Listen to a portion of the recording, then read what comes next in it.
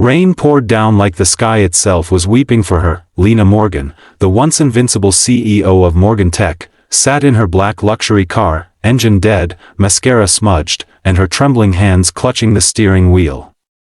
Just 12 hours ago, she had been on the cover of Fortune Women.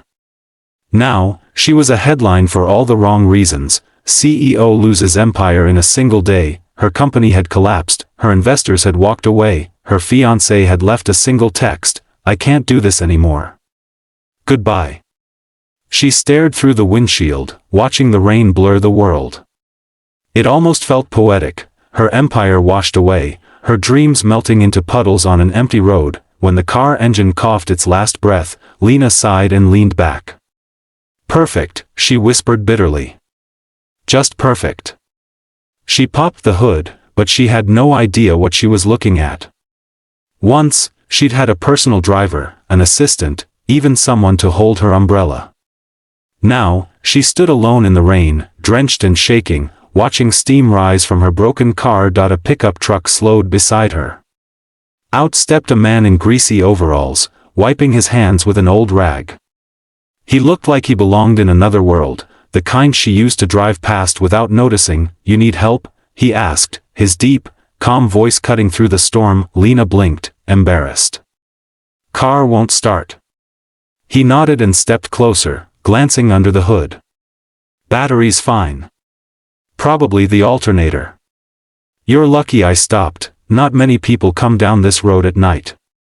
"Yeah," she muttered. "Lucky me." The man chuckled softly but didn't respond. He worked quietly, his hands moving with practiced ease. After a few minutes, he said, "Name's Adam." She hesitated. "Lena." "Nice to meet you, Lena."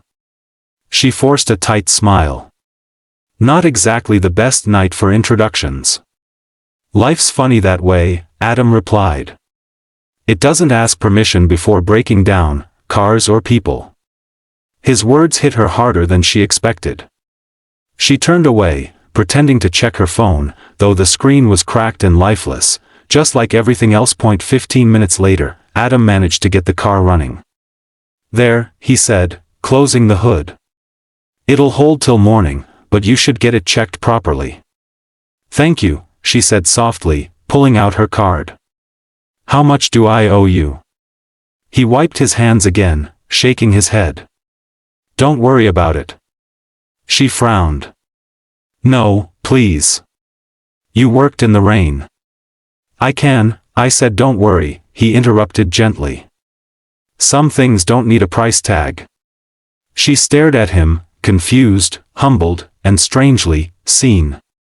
It had been years since anyone refused her money. She'd built an empire where every favor came with an invoice. Adam noticed her shivering. "There's a diner a mile ahead. You should warm up before you drive again." She nodded, too tired to argue. Inside the small roadside diner, the air smelled of coffee and comfort. She sat across from Adam, who ordered her a hot chocolate without asking. "Don't like coffee?" she asked, attempting small talk. He smiled. "Coffee's for when you need to stay awake. Hot chocolate's for when you need to feel alive." For the first time all day, she laughed. It was a fragile, broken sound, but it was real. They talked, or rather, she talked, and he listened. She told him about her company, her failures, her loneliness. How she'd spent years building an empire but somehow lost herself in the process. When her voice cracked and tears spilled down her cheeks, she whispered, "I lost everything, Adam. My company, my fiancé, my purpose, everything." He was quiet for a moment, then leaned forward, his eyes kind and steady. "No," he said softly. "You still have her." She looked up, confused. "Her?" He nodded toward the reflection in the diner's window, a woman with tired eyes but an unbroken spirit. "Her. The woman who didn't give up when her world fell apart. The one sitting right here, still breathing, still trying." Lena followed his gaze, and for the first time, she didn't see a failure staring back. She saw a survivor. Adam continued, "Money comes and goes. So do people. But the version of you that fought through this storm, she's worth more than any company could ever be.